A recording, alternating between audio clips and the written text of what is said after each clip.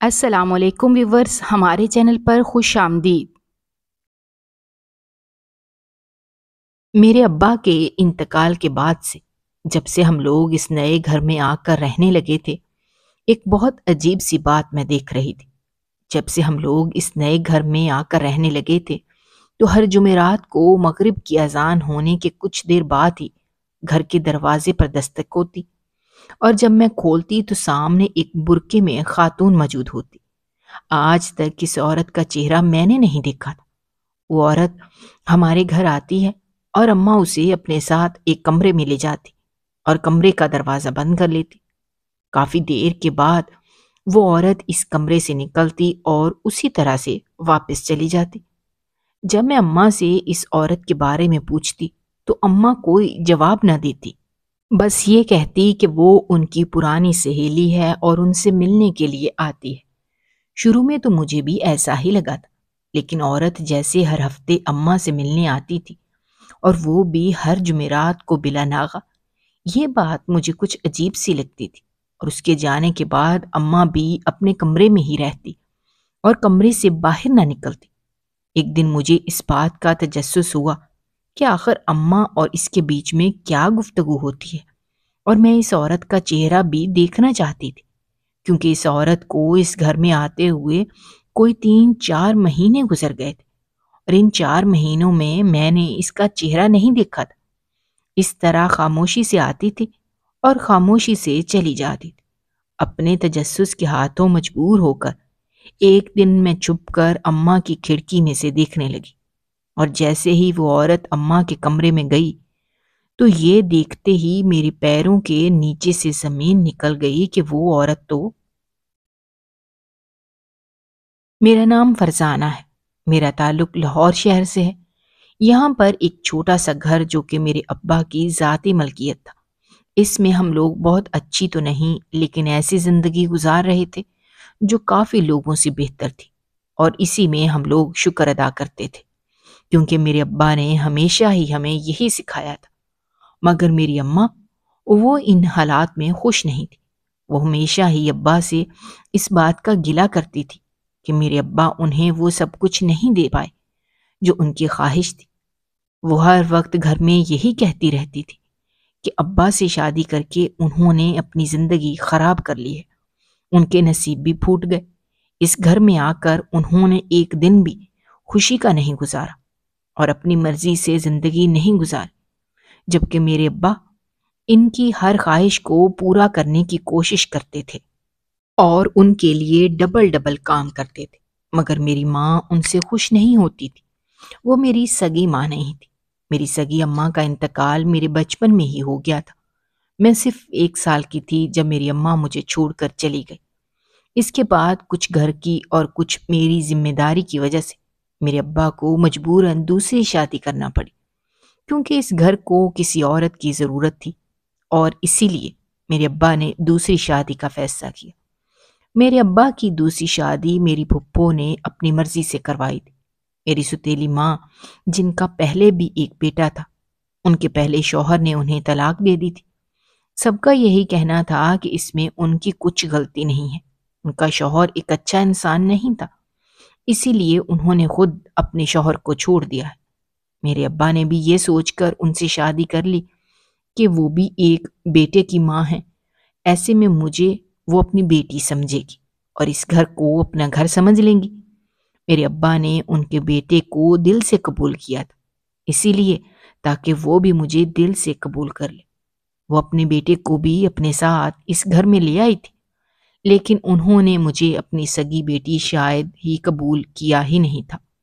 شروع میں تو حالات پھر بھی بہتر تھے، لیکن جیسے جیسے وقت گزر رہا تھا ہمارے گھر میں جو کچھ تھوڑا بہت سکون تھا وہ میری ستیلی ماں کی وجہ سے ختم ہو گیا، کیونکہ میری ستیلی ماں اس گھر میں خوش نہیں تھی۔ انہیں پیسوں کا لالچ تھا اور وہ ہر وقت ابا سے پیسوں کا ہی مطالبہ کرتی رہتی تھی، جبکہ میرے ابا کبھی بھی ان کی کسی خواہش میں کمی نہیں آنے دیتے تھے۔ جو چیز وہ کہتی میرے ابا فوراً لا دیتے تھے۔ اپنی بیوی کی خواہشیں پوری کرنے میں کبھی کبھار وہ میری خواہشوں کو بھی ادھورا رہنے دیتے تھے، لیکن میں نے کبھی بھی ان سے اس بات کا شکوہ نہیں کیا تھا، مگر اماں تو پھر بھی کچھ خوش نہ ہوتی تھی۔ محلے میں کوئی بھی نئی چیز دیکھ لیتی کسی کے گھر میں تو گھر آ کر ابا سے اسی چیز کا مطالبہ کرتی تھی، یہ سوچے سمجھے بغیر کہ ابا اس مطالبے کو پورا کر بھی پائیں گے یا نہیں۔ میرے ابا چاہے اپنے دوستوں سے قرض مانگتے یا کچھ بھی کرتے، لیکن میری اماں کی خواہش کو رد نہیں کرتے تھے، صرف اس وجہ سے کہ اگر انہوں نے انکار کیا تو گھر میں ایک نیا ہنگامہ کھڑا ہو جائے گا۔ میں نے بھی اپنی ستیلی ماں کی بات سے کبھی انکار نہیں کیا تھا۔ میں اسکول سے گھر واپس آ کر سارے گھر کا کام کرتی تھی، وہ جو بھی مجھے کرنے کے لیے کہتی خاموشی سے کر دیتی، صرف اس وجہ سے کہ کہیں میرے انکار کی وجہ سے وہ ابا کے ساتھ جھگڑا نہ کریں۔ میرے ابا ویسے ہی ان کی باتوں سے بہت پریشان رہتے تھے اور میں اپنی وجہ سے انہیں کسی پریشانی میں نہیں ڈالنا چاہتی تھی، اس لیے ان کی ہر بات مان لیتی تھی، مگر پھر بھی کبھی کبھار وہ دوسروں کا غصہ مجھ پر نکال دیتی، یہی کہتی کہ اگر میرے ابا کے بجائے وہ دوسری شادی کسی امیر انسان سے کرتی تو شاید ان کی زندگی کچھ اور ہی ہوتی۔ میری ستیلی ماں دیکھنے میں خوبصورت تھی اور اسی وجہ سے اسے ایسا لگتا تھا کہ جیسے اسے کسی اچھے اور بڑے گھر میں ہونا چاہیے تھا۔ انہوں نے میرے ابا سے شادی کر کے اپنی زندگی کا سب سے بڑا اور غلط فیصلہ کیا تھا، لیکن جو قسمت کو منظور ہوتا ہے ہوتا تو وہی ہے۔ زندگی اسی طرح سے گزر رہی تھی، جبکہ ان کا بیٹا بھی اسی گھر میں ہمارے ساتھ رہتا تھا۔ میرے ابا نے کبھی بھی اسے ستیلا نہیں سمجھا تھا، اس کی ساری ذمہ داریاں اٹھائی تھی، جبکہ میری ستیلی ماں ہم دونوں میں بہت فرق کرتی تھی۔ وہ اپنے بیٹے کی ہر خواہش کو پورا کرتی تھی اور اسے اپنے ساتھ ساتھ رکھتی۔ گھر میں کوئی بھی چیز اچھی آتی تو سب سے پہلے وہ اپنے بیٹے کو دیتی تھی اور مجھے سب سے آخر میں ملتی، وہ بھی اس صورت میں کہ اگر وہ چیز بچ جاتی تو میرے حصے میں آ جاتی تھی، ورنہ تو یہ سب کچھ بھی میرے لیے مشکل ہی تھا۔ انہوں نے کبھی بھی اپنے بیٹے کی طرح مجھ سے محبت کی ہی نہیں تھی، سب سے پہلے وہ اسے رکھتی اور مجھے بھی اس کے کاموں میں لگائے رکھتی تھی۔ اپنی ماں کو دیکھا دیکھی میرا ستیلا بھائی بھی ویسا ہی تھا، وہ بھی گھر میں رہتے ہوئے مجھ پر حکم چلاتا تھا، اور اگر اس کے کام میں تھوڑی سی بھی گڑبڑ ہو جاتی تو وہ میری اماں کی طرح گھر کو سر پر اٹھا لیتا، اور اگر میرے ابا اسے ان ساری حرکتوں سے روکتے تو میری اماں سر پکڑ کر بیٹھ جاتی اور رونے لگتی، یہ کہتی کہ اس گھر میں انہیں تو کچھ نہیں ملا، بس یہ سوچ کر وہ گزارا کر رہی تھیں کہ ان کے بیٹے کو میرے ابا نے دل سے قبول کر لیا ہے اور اسی وجہ سے انہوں نے یہ شادی کی تھی۔ لیکن اگر انہیں ذرا سا بھی علم ہوتا کہ میرے ابا ان کے بیٹے کو اپنا سگا بیٹا نہیں مانتے تو وہ کبھی بھی شادی کے لیے ہاں نہ کرتے۔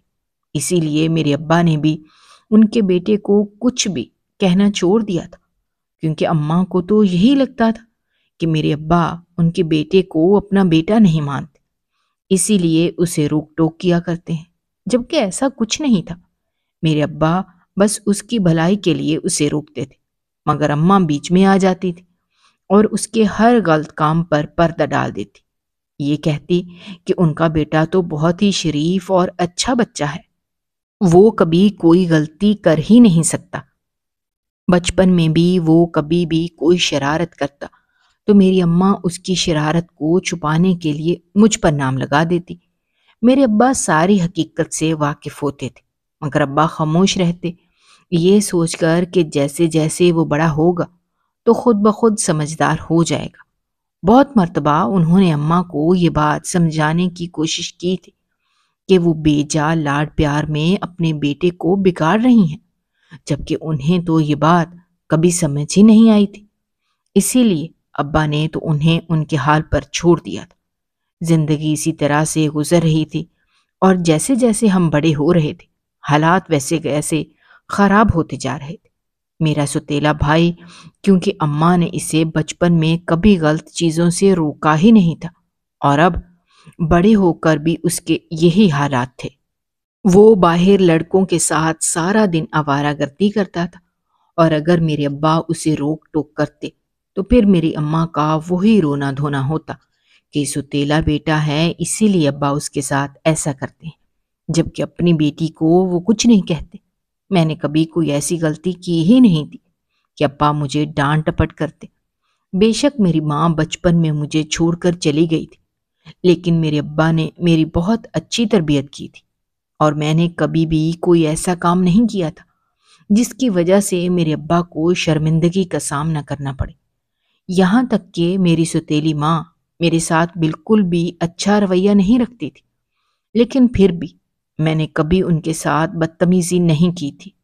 خاموشی سے ان کی ساری باتیں سن لیتی تھی اور مان بھی لیتی تھی، اور خاموشی سے ان کے اور ان کے بیٹے کے سارے کام کر دیتی۔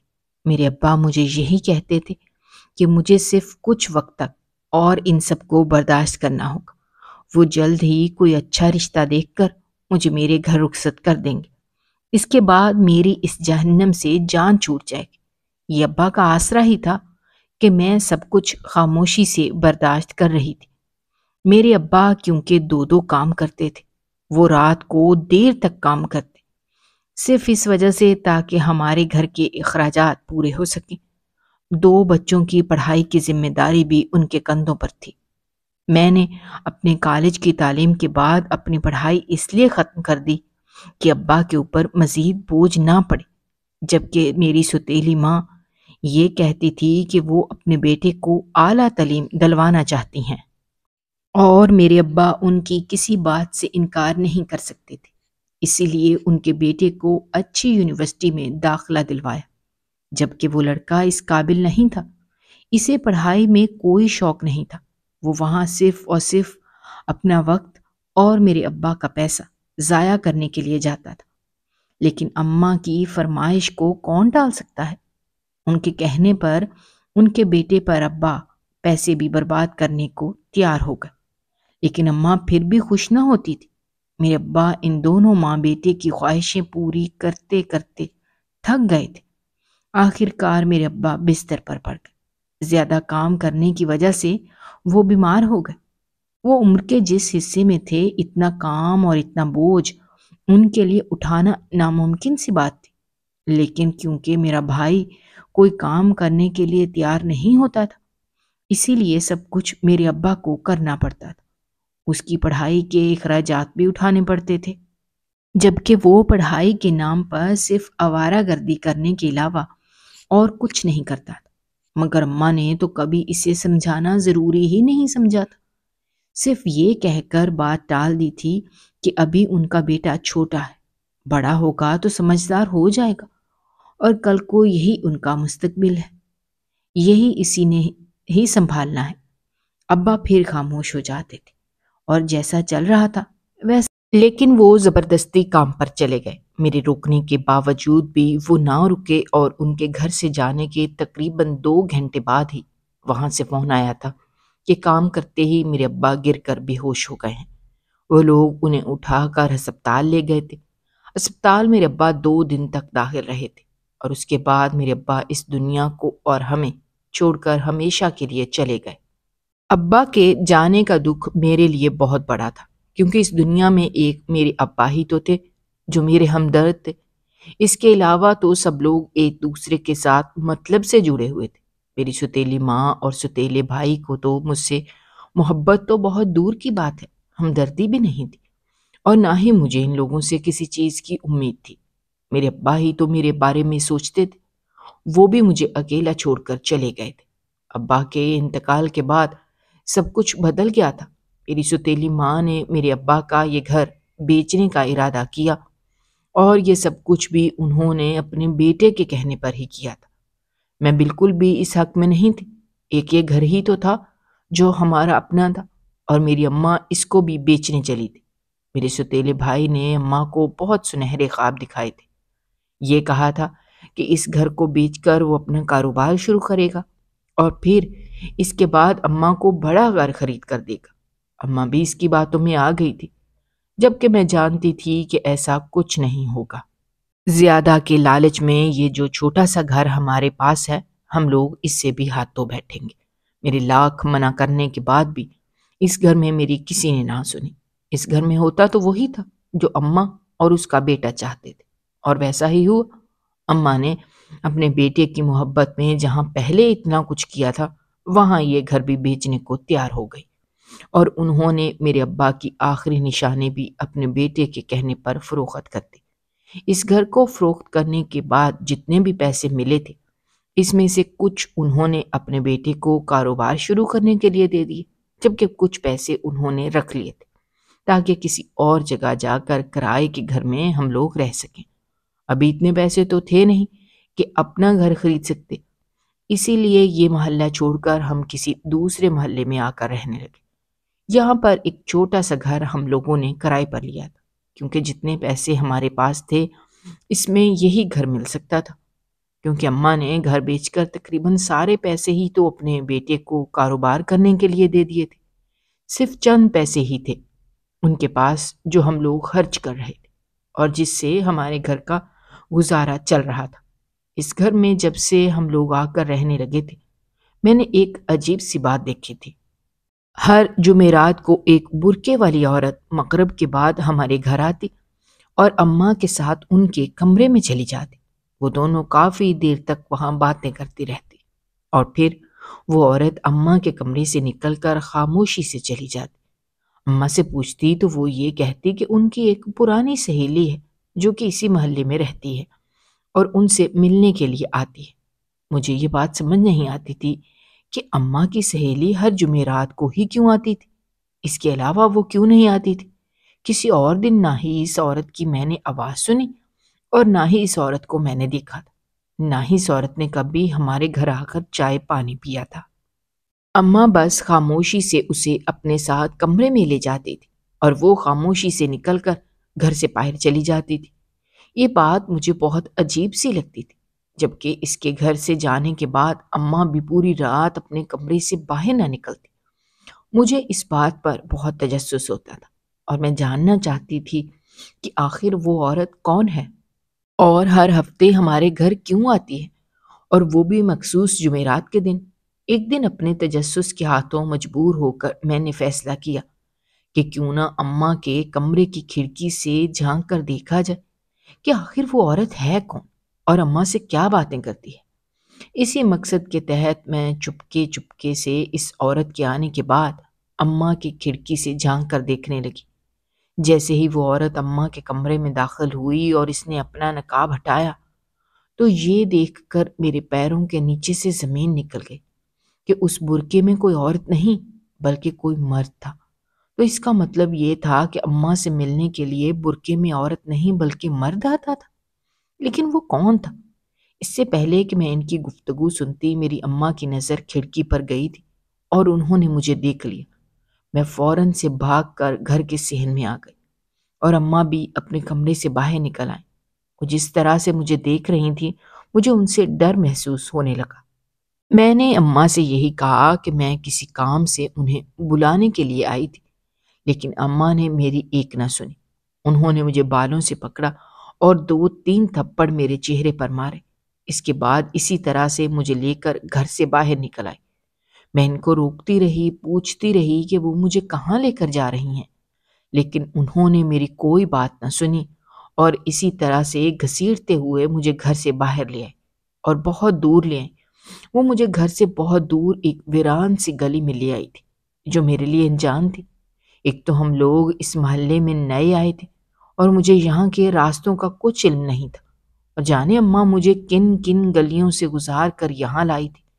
یہاں پر لا کر انہوں نے اس ویران سی گلی میں مجھے چھوڑ دیا اور یہ کہا کہ اب سے میرا ان سے اور اس گھر سے کوئی تعلق نہیں ہے، اور میں کبھی بھی پلٹ کر اس گھر میں واپس نہ آؤں، کیونکہ میرے لیے اس گھر میں کوئی جگہ نہیں ہے۔ میں روتی رہی، ان کے آگے ہاتھ جوڑتی رہی کہ وہ مجھے یہاں چھوڑ کر نہ جائیں، لیکن انہوں نے میری ایک نہ سنی اور مجھے اس ویران جگہ پر چھوڑ کر چلی گئی۔ میں وہاں ایک کونے میں چھپ کر بیٹھ گئی۔ میں کبھی بھی اکیلی گھر سے باہر نہیں نکلی تھی، ایسے میں مجھے اس ویران جگہ سے خوف محسوس ہو رہا تھا۔ ابھی مجھے اس جگہ پر بیٹھے ہوئے تھوڑی ہی دیر گزری تھی جب ایک عورت وہاں پر آئی اور اس نے مجھ سے کہا کہ وہ میری مدد کرنے کے لیے تیار ہے، وہ مجھے اپنے ساتھ اپنے گھر لے جائے گی۔ پہلے تو میرا دل نہ کیا کہ اس عورت پر بھروسہ کرنے کو، کیونکہ جس طرح کے حلیے میں وہ تھی وہ مجھے کوئی شریف عورت نہیں لگتی تھی۔ بالوں میں گجرے لگائے ہوئے تھے اور ساڑی پہنی ہوئی تھی، چہرے پر اتنا اتنا میک اپ تھا، مگر پھر سوچا کہ ہو سکتا ہے کسی امیر گھر کی عورت اور واقعی میں میری مدد کرنا چاہتی ہو۔ میں اس کے ساتھ اس کی گاڑی میں بیٹھ گئی، لیکن راستے میں ہی مجھے اس بات کا پتہ چلا تھا کہ وہ عورت کسی شریف گھر کی نہیں ہے، بلکہ وہ ایک طوائف ہے، اور میں غلط ہاتھوں میں لگ چکی تھی۔ وہ عورت مجھے اس ویران گلی میں سے اٹھا کر اپنے ساتھ کوٹھے پر لے آئی۔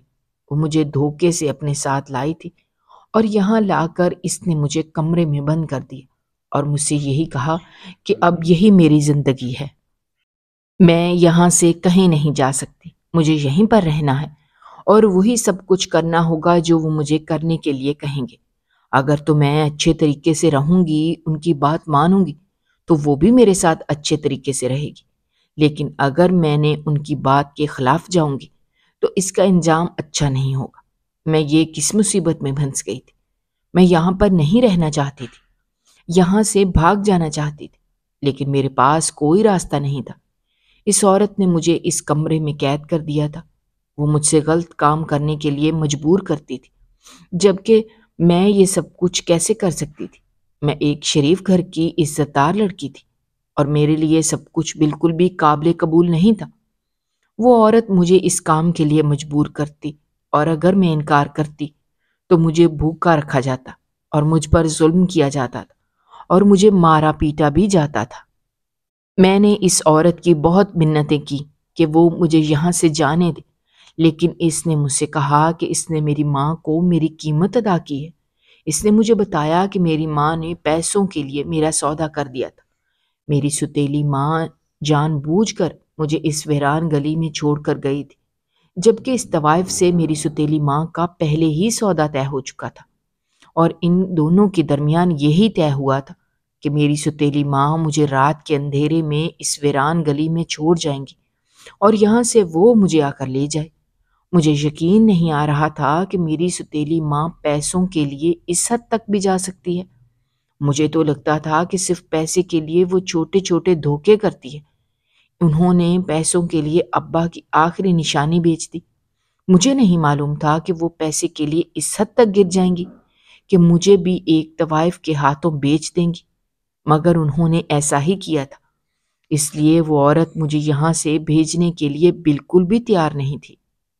اس نے یہی کہا کہ جتنی قیمت اس نے میری ستیلی ماں کو ادا کی ہے، اتنی قیمت تو وہ ہر حال میں وصول کرے گی، بلکہ اتنی کیا، اس سے کہیں زیادہ وہ مجھ سے وصول کرے گی۔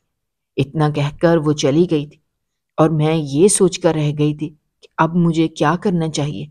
یہاں سے باہر نکلنے کا کوئی راستہ نہیں تھا، اور میرے پاس ان لوگوں کی بات ماننے کے علاوہ کوئی راستہ نہیں تھا، لیکن جو کچھ وہ مجھے کرنے کے لیے کہتی تھی وہ سب کچھ کرنا بھی میرے بس کی بات نہیں تھی۔ 2 دن اسی طرح سے سوچ میں گزر گئے تھے۔ جو طوائف مجھے یہاں پر لے کر آئی تھی اس کا نام ستارہ بیگم تھا۔ وہ مجھ سے پہلے بھی اس طرح سے بہت ساری مجبور اور بے سہارا لڑکیوں کو دھوکے سے یہاں لا چکی تھی، اور ان سے وہی سب کچھ کرواتی تھی جو اس کا دھندا تھا۔ وہ لڑکیاں خوبصورت ہوتی تھیں اور مجبور ہوتی تھیں، ان کے پاس بھی اس کی بات ماننے کے علاوہ کوئی راستہ نہیں ہوتا تھا، مجبوری میں یہ سب کچھ کر رہی تھی۔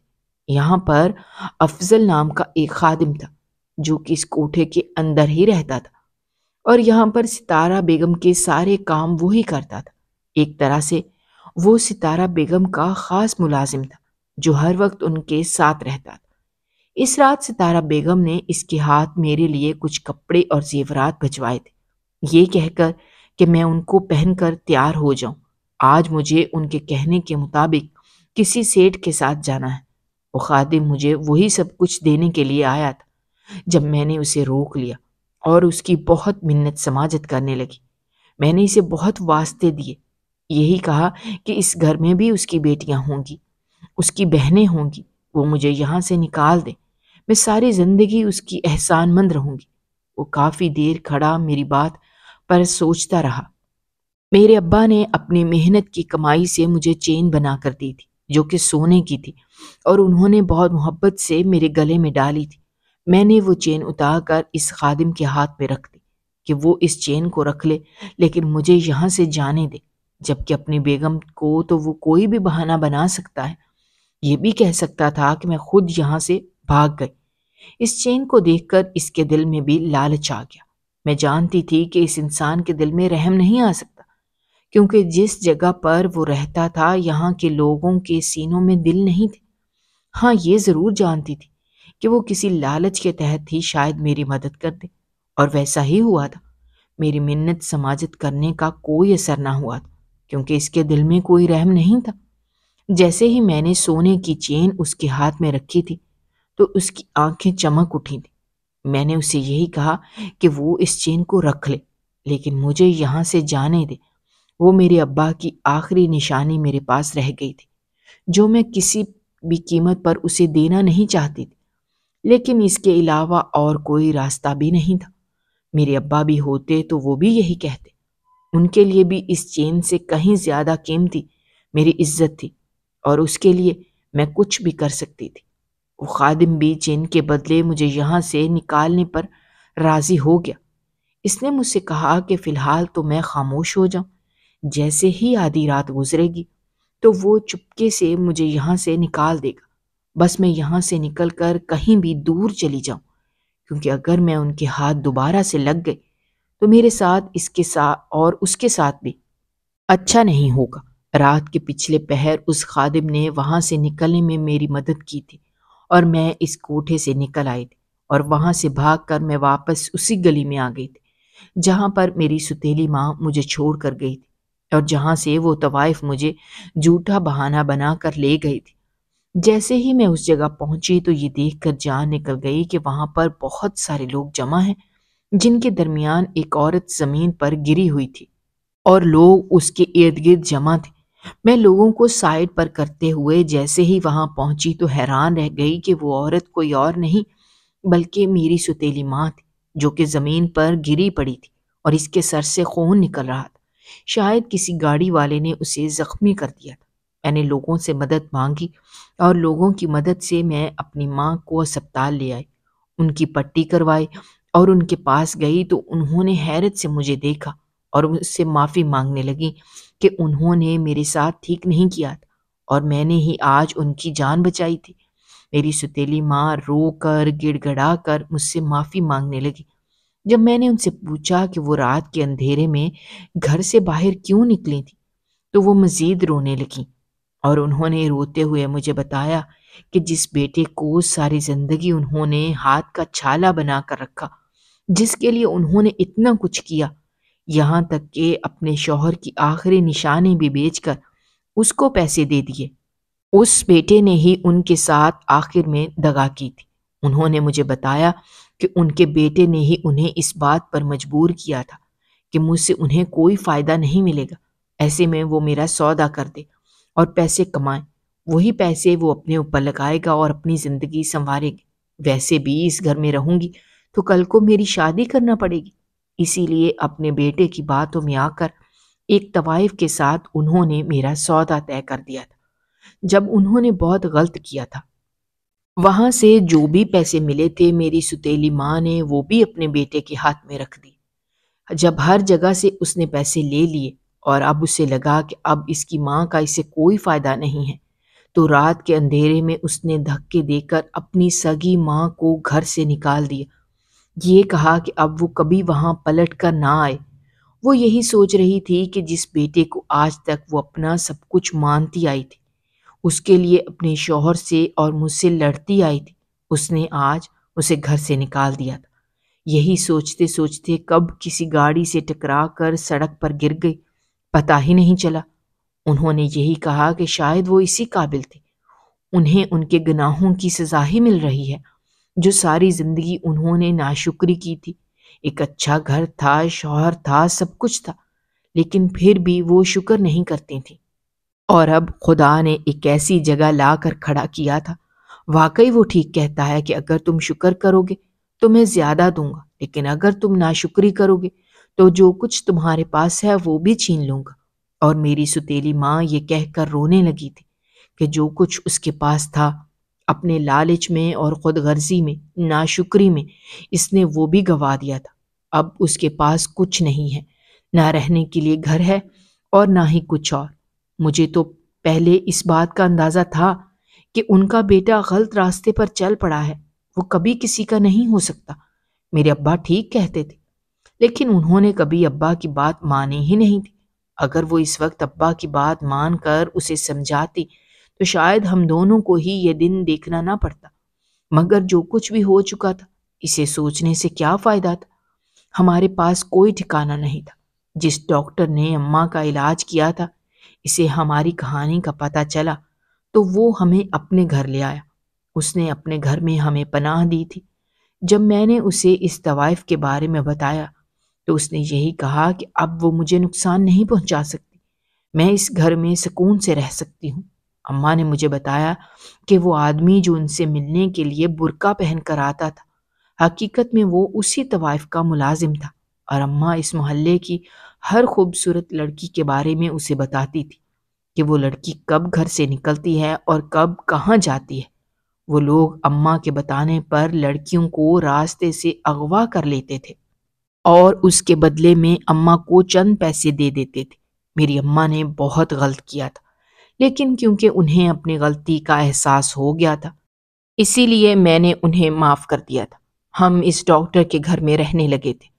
اس ڈاکٹر کو میں اچھی لگنے لگی تھی، اسی لیے اس نے مجھ سے شادی کرنے کا فیصلہ کر لیا۔ ہمارا بھی اس کے علاوہ کون تھا، اسی لیے میں نے بھی اس شادی کے لیے ہاں کر دی اور اس سے شادی کر کے اسی گھر میں ہنسی خوشی رہنے لگی۔ میری ماں نے ساری زندگی بہت غلط کیا تھا، لیکن کیونکہ وہ میری ماں تھی، سگی نہ سہی ستیلی ہی سہی، انہوں نے کبھی مجھے اپنی بیٹی نہیں سمجھا تھا، مگر میں نے انہیں ہمیشہ اپنی ماں سمجھا تھا۔ اسی لیے میں نے انہیں اپنی ماں سمجھ کر ہی اس گھر میں اپنے ساتھ رکھا تھا اور ان کی ہر ضرورت کا خیال رکھا تھا۔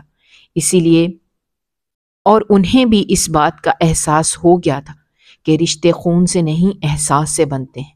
جس بیٹی کو ساری زندگی انہوں نے ستیلا سمجھا، آخر میں اسی بیٹی نے ان کو سنبھالا تھا، اور جس بیٹے کو وہ اپنا بیٹا سمجھ کر اس پر جان نچھاور کرتی رہیں، اس نے آخر میں انہیں لاوارثوں کی طرح گھر سے نکال دیا تھا۔ میری اماں اب اپنے بیٹے سے ملنا بھی نہیں چاہتی تھی اور میرے ساتھ خوش رہنے لگی تھی۔ ہر وقت مجھے دعائیں دیتی رہتی تھی اور میرے اچھے مستقبل کے لیے دعا کرتی تھی، اور میرے لیے ان کی دعائیں ہی کافی تھیں۔